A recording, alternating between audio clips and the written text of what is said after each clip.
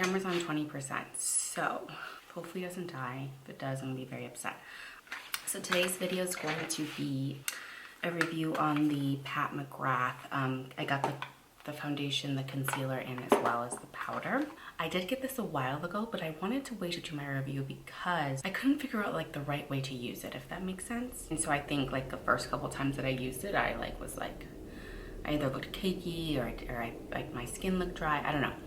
But now I think I got it down pat. I already did my eyes off camera. I used the Pat McGrath. This is one of the Mothership palettes. This one's so pretty. Yeah, so I used that. To start off, I'm going to use the water cream by Tatcha.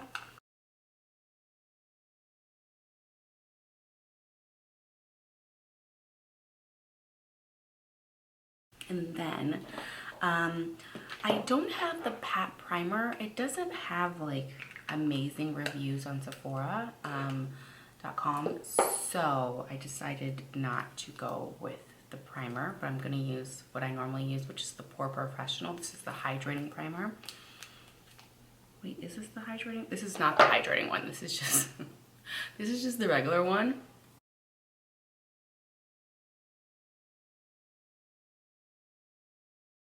Okay, so to start off, so the foundation is 68, the concealer is 32, and the powder is 55.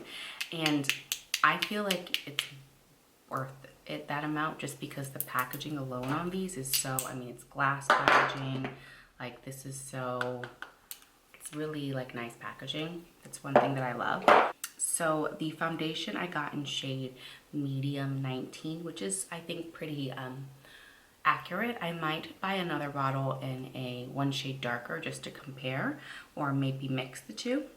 But it's a long wearing customizable foundation that builds from sheer to medium coverage in a wide range of universal hues that manifest the ultimate Sublime skin standard. I'm just reading that from the Sephora website.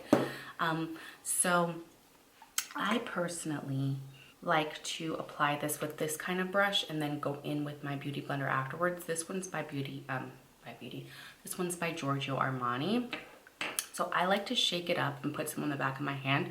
I just think that this works the best. So I just put a little bit on the back of my hand. I start off with one pump.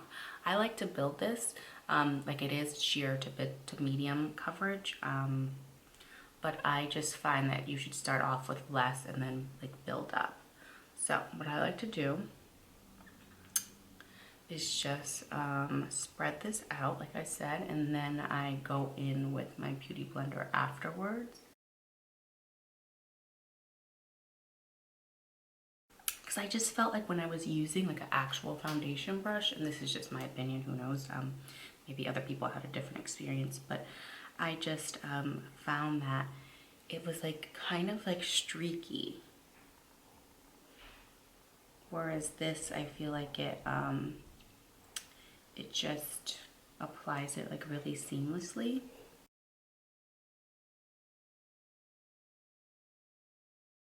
And then I have nothing on this beauty blender at all. Just take a beauty blender.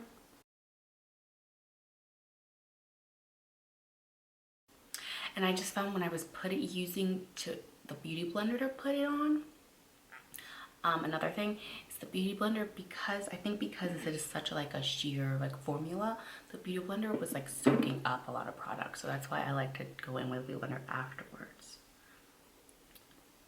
So this is one pump. I'm just gonna zoom you guys in. So this is just a pump.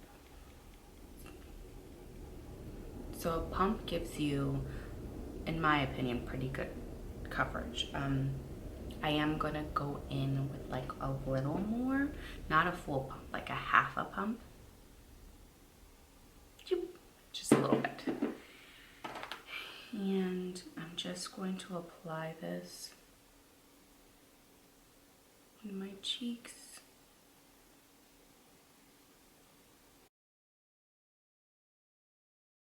So this is a pump and a half, basically. But as you can see, my skin looks like skin. It's very like It doesn't necessarily look dewy, but it does give you like a luminosity without looking like crazy. I'm going to go in now with the concealer. So the concealer I struggled with at first. Some pro tips. I like to apply, then blend, apply, then blend, apply, and blend. Typically I apply like do, and then blend.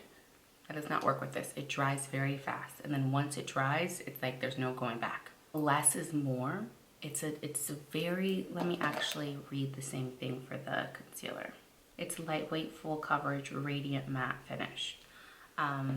So it is very full coverage. It has just the name there on the, oh geez, my camera's about to die. Awesome, camera's gonna die any minute. So I'm gonna apply it, apply, then blend. I'm using my beauty blender, and I almost put a little too much, so I'm going to put this other places just because I put way too much. I typically don't actually put that much on. I got distracted because my camera's dying. Just to compare with concealer without. And then you could always build it up if you need to, but I like to, I feel like I have very dry under eyes, so if you're a dry under eye person, I would not go in heavy with this.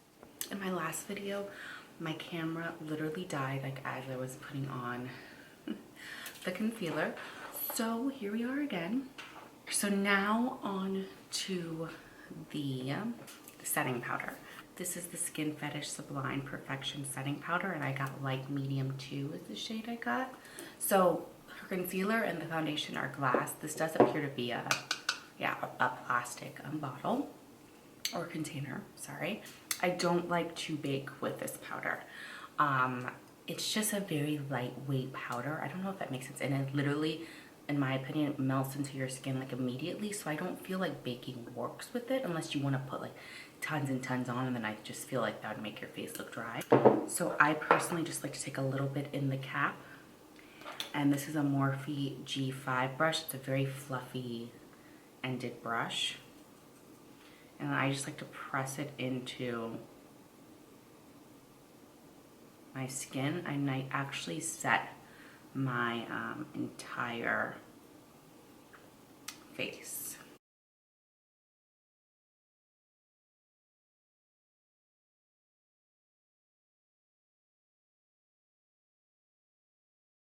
And the powder doesn't have any sort of scent.